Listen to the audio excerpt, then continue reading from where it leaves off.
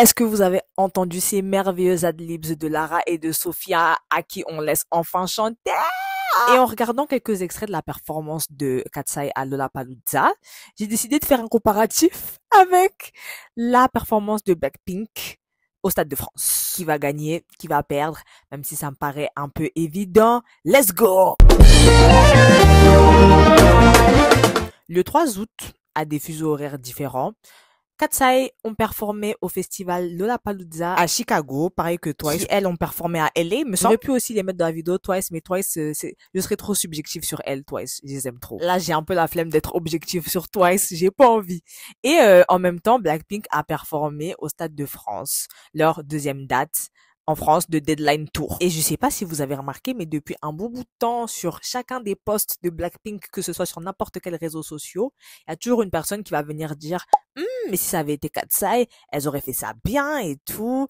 Et là, vous avez pu voir une performance à grande échelle de Katsai et que effectivement ça rendait bien. Donc en fonction des plusieurs points d'une performance, on va faire le comparatif entre les deux. Premier point, la mise en scène. Pour Katsai, j'imagine qu'elles n'étaient pas headliners, donc l'une des artistes principales de ce Lollapalooza, parce que Lollapalooza, hein, pour rappel, c'est un festival. Donc quand tu vas à un festival, tu vas pas forcément pour assister à la performance d'un seul artiste, tu vas pour plusieurs personnes. Mais là, elles avaient énormément de monde à leur set, ce qui est très bien et ce qui montre leur popularité, en tout cas en Amérique. Et en ce qui concerne les tenues, elles sont plus parties sur une base rouge, uniforme, un peu toutes, et peut-être avec des détails différentes sur les tenues pour chacune d'entre elles. Je me rappelle plus trop. Honnêtement, à chaque fois, moi, je vous dis, tout ce qui concerne tenue et danse, c'est pas la chose que je retiens le plus. Mais donc, du coup, on peut déduire que ce rappel nous fait penser à l'ère Gabriella, l'ère, comment il s'appelle leur mini-album là? Bref, le deuxième mini-album qu'elles ont sorti, l'EP, Beautiful Chaos. Également, on peut voir qu'elles ont eu recours à des backup dancers, elles ont pris la scène, elles se sont déplacées. Non, j'ai beaucoup aimé la mise en scène. Vous pouvez voir beaucoup de tableaux qui font référence à la culture latino. Il y a eu Daniela nous a effectué un peu de mouvement de, je sais pas, c'est quelle danse, ballroom dance ou tango, mais vous pouvez voir que waouh, c'était très clean, très précis, genre, et c'était très limpide, très facile à saisir sur le moment. C'est pour ça que c'est impactant. Les chorégraphies que tu arrives à retenir à l'instant T, c'est les chorégraphies les plus impactantes. C'est les chorégraphies qui véhiculent le meilleur message. Également, le jeu de caméra, elles nous ont refait l'une de leurs dernières performances à grande échelle, celle de Mama. Cette fois-ci, la version complète avec Manon, qui, là, c'est elle qui effectuait le runway, le défilé à la place de Yoonchi. Je crois que de base, c'était Manon qui devait faire ça, mais comme elle était absente au Mama Awards, là, c'était la performance complète et c'était très bien. Tous les gens qui parlaient sur Manon, là, vous avez vu, non? Voilà. Maintenant qu'on fait le comparatif à Blackpink qui, depuis je sais pas quel jour, sont en train de commencer leur Deadline Tour, leur tournée qui sort de nulle part, vu qu'elles ont fait 0 promotion en groupe ces dernières années. Là, elles sont en train de faire une tournée. Une tournée, ça implique des concerts, ce qui est différent d'un festival. Un concert, quand tu achètes ta place au concert, tu y vas pour l'artiste où tu achètes ta place. C'est précis, c'est simple, c'est clair et net. Tu vas pour l'artiste, pas pour le festival. Tu te dis, oh, je vais voir ça, après je vais voir ça, après je vais voir ça. Non, là, en concert, tu vas spécifiquement pour l'artiste. Et donc, j'ai pas de source sûre, mais je sais pas si elles ont rempli le Stade de France. Blackpink, là, I don't know. Mais les gens qui sont allés, c'était clairement pour la nostalgie, vu qu'elles avaient 0 nouvelle chanson en groupe, à part Jump, une chanson d'ambiance que moi j'apprécie beaucoup, mais voilà, sans plus. Et en ce qui concerne la mise en scène, on peut voir que l'usage de leur backup dancer, c'est plus sur leur set solo, parce qu'elles ont des moments où du coup elles performent leurs chansons solo, vu que cette année a plus été dédiée à ça, à promouvoir leur carrière solo et pouvoir s'expandre vers l'Occident. Et voilà, c'est ce qu'elles ont fait cette tournée. Et quand on voit la mise en scène des performances solo comparée à celles en groupe, on voit où l'effort est mis, plus dans le solo que plutôt en groupe. Genre quand c'est solo, j'aime bien la mise en scène, mais quand c'est en groupe, c'est n'importe quoi. En fait, ils ont fait du recyclage de l'année dernière et je trouve ça dommage. En plus, les tenues, aucun effort, aucune cohérence, aucune nouveauté, aucune fraîcheur. Mais après ça, on s'y attendait. Genre, c'est pour ça que moi, personnellement, ça me choque pas. La prise d'espace lors des chansons en groupe, elle est trop faible. Et surtout aussi le manque d'innovation. Ça joue. C'est vraiment ce point-là parce que moi, je trouve personnellement que sur leur performance solo, elles mettent quand même l'effort sur la mise en scène.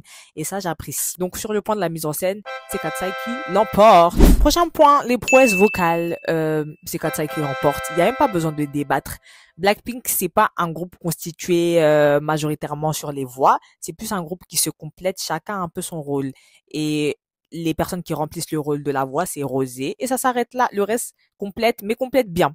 En ce qui concerne Katsai, tout le monde sait chanter. Je sais pas pour vous, mais Katsai, j'aime toutes leurs timbres de voix, mais mes voix préférées, c'est Lara et Sophia et Megan en termes de voix au complet. Parce que j'aime beaucoup aussi les timbres de voix, par exemple, de Manon, de Yoonche et de Daniela, mais mes voix préférées, en mode que j'aime entendre. Pour autant, j'aime énormément le timbre de voix de Manon, Yoonche et Daniela aussi. Donc, je les aime toutes les 6. Mais les 3 là que j'ai cités précédemment, c'est important parce que elles vont m'aider à illustrer mon propos que je m'apprête à dire maintenant. Quand tu aimes chanter et que tu es un bon chanteur, tu auras plus d'aisance à faire vibrer ta voix en live de manière différente, à utiliser la flexibilité de ta voix au maximum, c'est-à-dire faire des ad-libs, du layering en live. Non, vraiment là, ce qu'elles m'ont donné, Lara et Sophia, je suis trop contente. Genre, pour une fois déjà, on a refait chanter Sophia parce que j'ai l'impression Sophia, dans l'EP Beautiful Chaos, on l'a un peu mis en retrait vocalement parce que dans 6, il me semble, Soft is Strong, ou Stronger, je sais plus. Bref, leur premier EP. Elle était énormément là vocalement, mais dans Beautiful Chaos, elle était quasiment plus là en fait. Et c'est ça que j'ai apprécié à leur performance de Lollapalooza, le Did it my way. Ah, on va te la j'aime trop. Et puis Sophia aussi. Non, elles sont dead. Ça c'est des trucs que je fonds pour ça. Donc sur ce point-là encore, Katsai gagne. Haut la main. Il y avait même pas de compète. Après, nouveau point, les tenues, même si j'en parle un peu dans la mise en scène parce que ça fait partie, parce que la tenue, ça fait partie de la mise en scène aussi, des fois, parce qu'on a besoin de tenues pour avoir un cadre bien précis. Par exemple, comment Katsai, elles ont utilisé leur jupe pour bien mettre en avant l'espace qu'elles prenaient et le tableau qu'elles voulaient véhiculer. Voilà. Les tenues, ouais, voilà, rouge. Voilà. En vrai, non, en vrai, j'aime bien l'effort qu'ils ont mis sur les tenues. Voilà, c'est tout ce que j'ai à dire parce que ça correspondait à ce qu'elle voulait nous véhiculer. En ce qui concerne la chanson Gabriella, tout s'arrête là, c'est tout, juste Gabriella. Après le reste, des tenues, enfin voilà. Est-ce qu'il y avait un sens? C'est juste, elles vont pas changer de tenue parce que on n'a pas le temps là. On a quoi? Elles avaient quoi? 40 minutes, j'imagine, vu que c'était pas les headliners de ce festival. Après, on a Blackpink. Blackpink, les tenues de Blackpink. Moi, j'ai bien aimé les 4 nouvelles tenues qu'elles nous ont sorties pour cette deadline tour, mais sinon après les tenues, enfin voilà quoi. En fait, j'ai rien à dire sur les tenues que ce soit Katsai ou Blackpink. C'est pas mon rinté.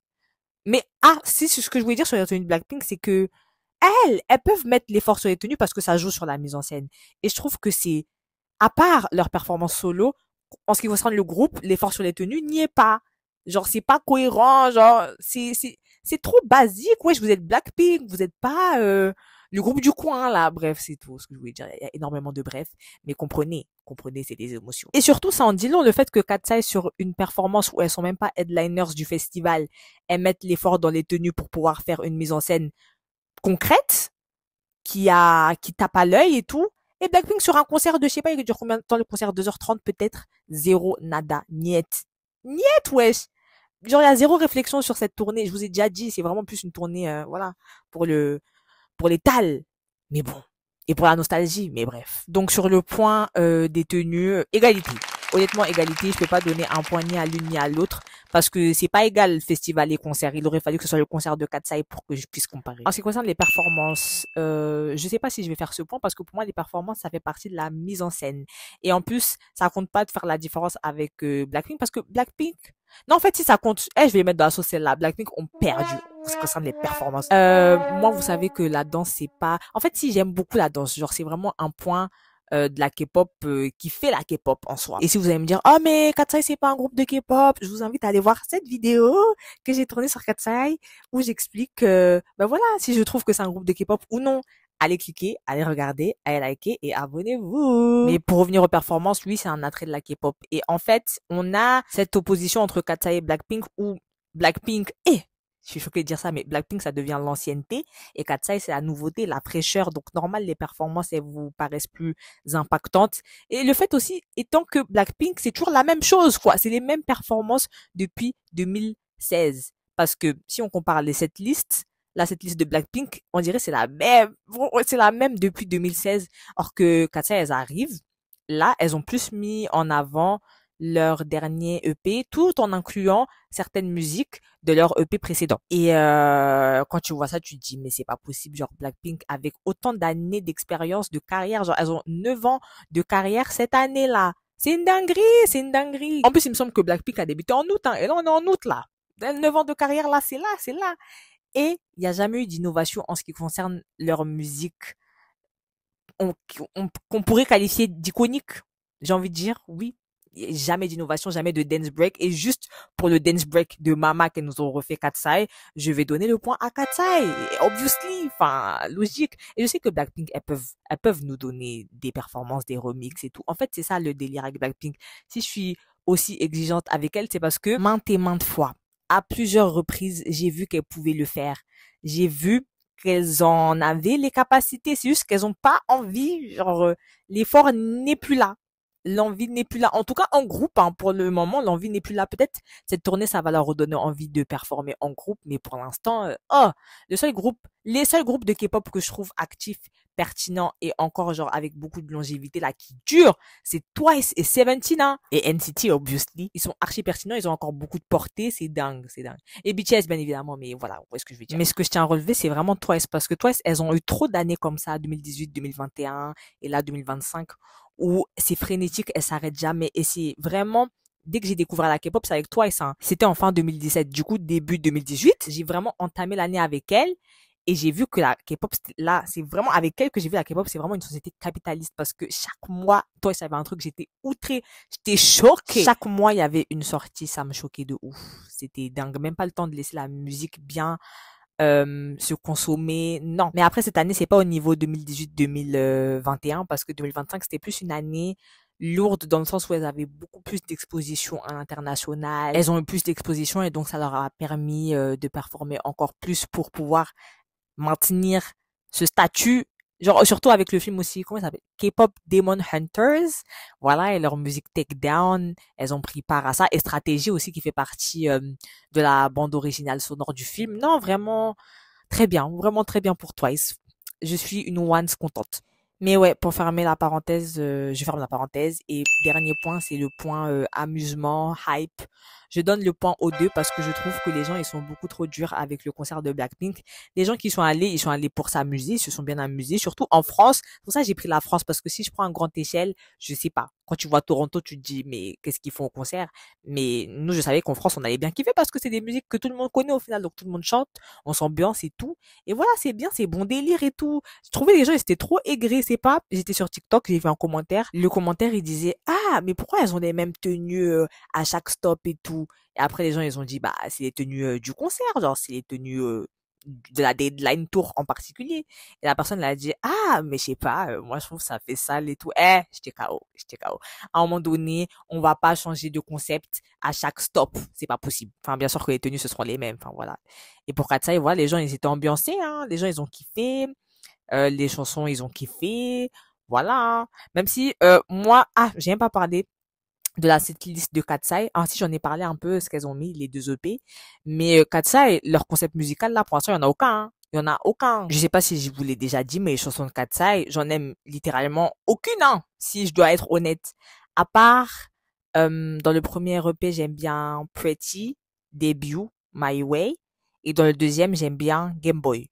Sinon, le reste, c'est pas des chansons que je vais écouter. C'est plus des chansons que je vais entendre. Genre, vas-y, si j'entends, je vais pas être en parce que ce sont des chansons bien produites, mais je trouve que ça va nulle part, ça va dans tous les sens. Un jour elles sont un peu Little Mix, d'autres jours elles sont un peu K-pop et l'autre jour elles sont un peu Fifth Harmony, mais où sont Katsai en fait? Parce que j'ai l'impression que leur musique ça fait trop musique, oui, musique de Gen Z, musique voilà. Je mets des paroles où je m'exprime comme un enfant de la Gen Z, voilà, I'm the. Bon, après, cette musique, elle est ambiançante, mais c'est pas une musique, je vais me dire, oh, aujourd'hui, je vais écouter Narly. C'est mort, c'est mort, c'est mort. Ça me fume que je dise ça, alors que c'est moi qui défendais Narly bec et ongle. Mais tout ça pour dire que le fait de connaître les capacités des membres, le fait de savoir qu'elles chantent bien, de savoir qu'il y a des membres qui savent produire, j'attends le côté plus artistique musicalement de Katsai et J'espère qu'ils vont plus mettre en avant, pardon, leur voix. Parce que je trouve aussi que niveau production vocale, il y a trop de membres qui sont restreints. Genre Sophia, elle chante super bien. Je vois pas pourquoi. Sur le deuxième album, on l'a bloqué. Genre, je comprends pas. Musicalement, elle et Lara, j'aime beaucoup. Genre sur My Way, ça s'est beaucoup vu. Mais ils ont essayé de mettre les autres membres en avant musicalement, ce que je peux comprendre également, hein, mais bon.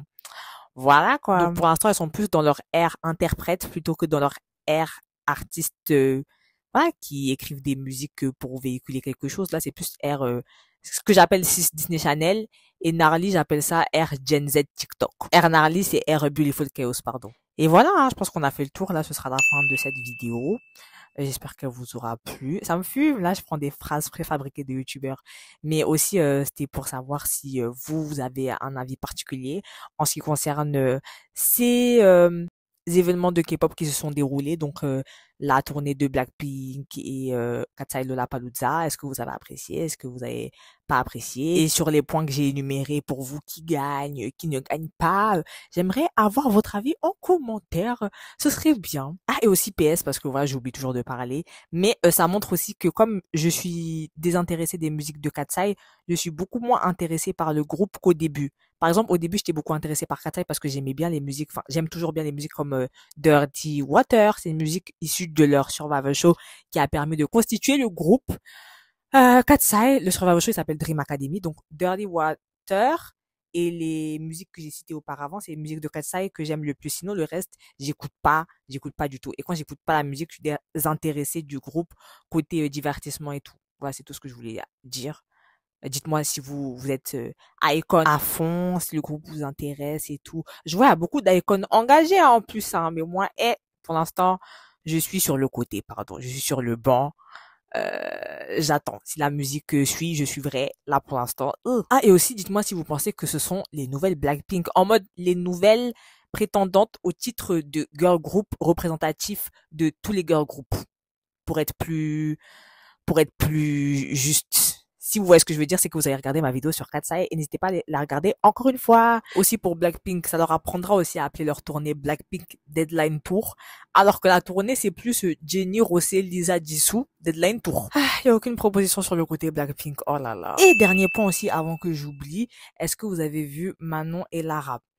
De base, dans l'industrie de la pop, on appelle ça du queerbaiting. Mais est-ce que là, on peut vraiment appeler ça du queerbaiting, sachant que Lara a fait son coming out, il me semble, en tant que queer, mais je sais pas trop quelle orientation sexuelle elle est. Et Megan, elle est bisexuelle. Et si je vous en parle, c'est parce que c'est important, genre le queerbaiting, ça fait partie de la pop, donc je suis obligée d'en parler. Et dans l'industrie de la pop, on avait l'habitude à ce que les artistes, ils arrivent, ils se revendiquent queer et tout, et au final, ils le sont pas. C'est pour ça que après le terme queerbaiting est arrivé parce que ça apporte la communauté queer du coup. C'est comme le blasphème baiting. En fait, dans baiting, il y a bait et bait ça veut dire appât. Donc appâter, il faut appâter. Désolé, c'était trop tentant de faire ça. Non, il faut attirer un maximum de visibilité. C'est pour ça qu'on rajoute le baiting derrière parce que même si blasphème baiting c'est plus bad buzz, ça apporte quand même la visibilité des communautés religieuses. Et queerbaiting, c'est la même chose avec la communauté queer. Genre, les gens, ils vont dire, ah, trop bien et tout. Je peux m'identifier à ces personnes-là. Et sur des points, carrément, ça va prendre le dessus sur la performance initiale. Genre, les gens, ils vont plus relever ça que la performance initiale. Là, je suis pas encore allée sur les réseaux. Enfin, je suis juste allée sur Twitter, j'ai vu des performances comme ça, mais j'ai pas vu les commentaires. Mais j'en suis sûre à 2000% que les gens, ils sont en train de parler que de ça. I'm sure 100%. Mais personnellement, je qualifierais plus ce moment comme du show. Comme la fois où Britney Spears et Madonna, il me semble, elles se sont embrassées sur scène. Pour moi, c'est la même chose. Enfin, je peux pas dire la même chose, mais c'est dans la même catégorie niveau performance. Même si là, je trouve aussi que on dirait que c'était un peu rushé. Genre, pourquoi elles sont sur le côté comme ça? Genre, est-ce que c'était précipité? Est-ce que c'était voulu? Ou est-ce que, genre, ça s'est fait en précipitation, en mode ça devait se faire? On dirait oui, ça devait se faire. Mais pourquoi elles sont sur le côté comme ça, genre? Mais en tout cas, je sais que les gens, ils aiment bien les choses comme ça. Dites-moi ce que vous en pensez s'il y a des gens qui font partie de la communauté queer dans les clubbies, parce que j'aimerais bien avoir un avis de personnes qui font partie de cette communauté, vu que moi je fais pas partie de cette communauté, donc je sais pas vraiment rien que les termes, je suis même pas sûre. Donc j'ai besoin d'un avis des personnes qui sont dans cette communauté pour avoir un aspect encore plus concret, plus précis. Est-ce que vous trouvez que c'est pour le show ou vous trouvez que c'est un peu pour le bait, juste pour la visibilité, dites-moi. Voilà, j'ai parlé de ce point parce que du coup, après, j'ai vu un commentaire sous cette vidéo qui disait queerbaiting et je suis en mode, mais oh, est-ce que du coup là c'est vraiment du queerbaiting vu que ça reflète un peu l'aspect réel de chacune et également ça permet de montrer de la représentation aussi, j'imagine. Est-ce que on peut qualifier ça comme ça? Parce qu'il y a des gens, ils prennent ça très au sérieux, carrément, ils disent, ouais, ça se voit, Daniela, elle a pas aimé, parce que Daniela, maintes et maintes fois, elle a dit, non, moi, je suis hétérosexuelle et tout. Et les gens, du coup, ils ont dit, comme je vous ai dit, en ce moment, les gens, ils sont archi extrêmes. Ils ont dit, ouais, ça veut dire qu'elle aime pas les gays, tout ça. Soyez nuancés, people. En tout cas, moi, le queerbaiting, c'est le cadet de mes soucis parce que queerbaiting, ça veut dire quoi? Ça veut dire retour de la pop. Et donc, j'étais contente quand j'ai vu ce commentaire en mode, ah, c'est du queerbaiting. J'étais en mode, ah, non, c'est juste le retour de la pop. And that's it's mon anglais kata là. And that is great. Et les gens, je les trouve un peu hypocrites en disant queerbaiting alors qu'il y a que ça dans la K-pop. Il n'y a que ça. Mais voilà, c'est quand même pour ça que je me suis interrogée parce que c'est vrai que là, il y a des facteurs différents. Genre, là, les gens, ils savent qu'il y a des membres qui sont queer et donc du coup, ils prennent ça plus au sérieux. C'est pas aussi flou qu'à l'époque parce qu'il n'y a pas de nuage d'interrogation. Là, les orientations sexuelles, elles sont claires et définies. C'est pour ça que les gens, ils prennent ça plus à cœur, plus au sérieux, au lieu de voir ça des fois juste comme du show et tout. Car là, il y a des gens, ils sont dead sérieux quand ils disent que Daniela est homophobe. Non, vraiment, vous êtes dur, hein. Également, vous allez voir normalement que cette scène, ça va leur amener une nouvelle cible, un nouveau public, parce que les gens, ils aiment bien les scènes comme ça. Ils vont dire, oh, c'est qui Katsai, c'est quoi cette scène et tout. Ils vont s'intéresser. Pour l'instant, j'en suis sûre à 1000% que c'est la scène dont tout le monde parle. Et personne parle, par exemple, des voix et tout. Ça me brise le cœur à chaque fois quand ça arrive. Mais bon, c'est pas grave tant que ça leur apporte de la visibilité. It's good, it's great. Je vous fais des gros bisous, les clubbies. On se retrouve dans une prochaine vidéo. Ciao! Je voulais trop faire la youtubeuse du coin. Donc, keep up with me.